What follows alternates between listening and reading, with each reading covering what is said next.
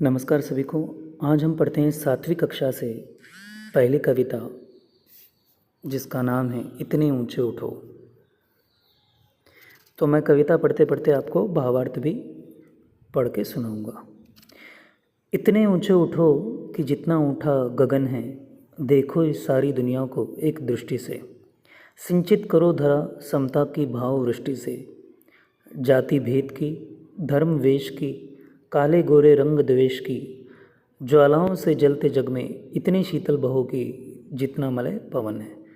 तो अब हम साथ ही साथ इसका भावार्थ भी मैं आपको पढ़ के सुनाता हूँ। जैसे कि आप देख सकते हैं, कवि युवा पीढ़ी को संबोधित करते हुए कह रहे हैं कि तुम अपने कार्यों द्वारा इतने ऊंचे उठ जाओ जितना ऊंचा गगन है।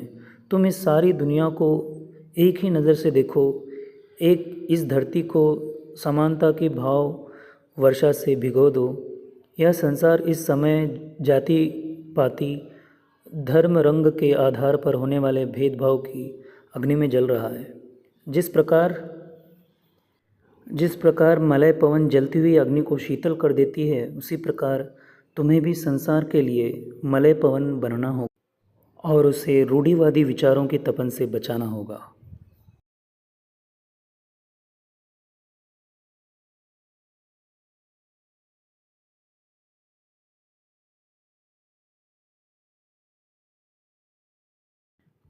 बढ़ते नेक्स्ट पंक्ति की ओर। नए हाथ से वर्तमान का रूप संवारो, नई तुलिका से चित्रों के रंग उभारो। नए राग को नूतन स्वर दो, भाषा को नूतन अक्षर दो। युग की नई मूर्ति रचना में इतने मौलिक बनो कि जितना स्वयं सृजन है।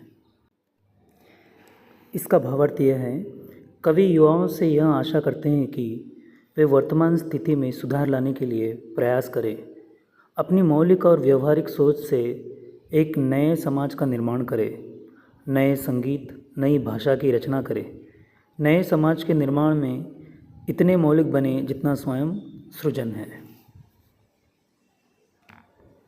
नेक्स्ट पंक्तियाँ। लो अतीत से उतना ही जितना पोषक है, जीर्ण शीर्ण का मोह मृत्यु का ही द्योतक है। तोड़ो बंधन रुके न चिंतन, गति जीवन का सत्य चिरंतन। धारा के शाश्वत प्रवाह में इतने गतिमय बनो कि जितना परिवर्तन है। इसका सरल अर्थ यह है कि कवि कहते हैं कि जो बीत गया है तुम उसी में उलझे न रहो, वरन उससे उतना ही लो जितने की आज के युग को आवश्यकता है। पुरानी परंपराओं को ढोते रहने से प्रगति के मार्ग पर आगे बढ़ना मुश्किल हो जाएगा और गति का रुकना मृत्यु के ही समान है।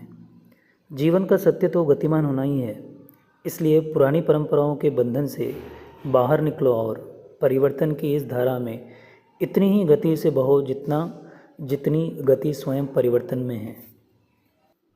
अंतिम पंक्तियाँ। चाहे रहे हम इस धरती को स्वर्ग बनाना, अगर कहीं हो स्वर्ग उसे धरती पर लाना। सूरज चांद चांदनी तारे, सब है प्रतिपल साथ हमारे। दो कुरूप को रूप सलोना, इतने सुंदर बनो कि जितना आकर्षण है। तो जैसे कि आप देख सकते हैं, इसके जो कवि है वो द्वारका प्रसाद माहेश्वरी। तो इसका भावार्थ है, कवि कहते हैं कि हम इस धरती को स्वर्ग के समान सुंदर बनाना चाहते हैं। अगर कहीं और भी स्वर्ग है तो वह हमारी धरती पर आ जाए, ऐसी हमारी इच्छा है। नए समाज के निर्माण में धरती को स्वर्ग जैसी सुंदर बनाने में सूरज चांद चांदनी तारे यानी समस्त प्रकृति तुम्हारे साथ है। इस धरती की कुरूपता को समाप्त कर इसे इतना सुंदर बना दो जितना सुंदर स्वयं आकर्षण है। आशा करता हूँ कि आपको ये कविता समझ में आई हो। अंत तक देखने के लिए बहुत बहुत धन्यवाद।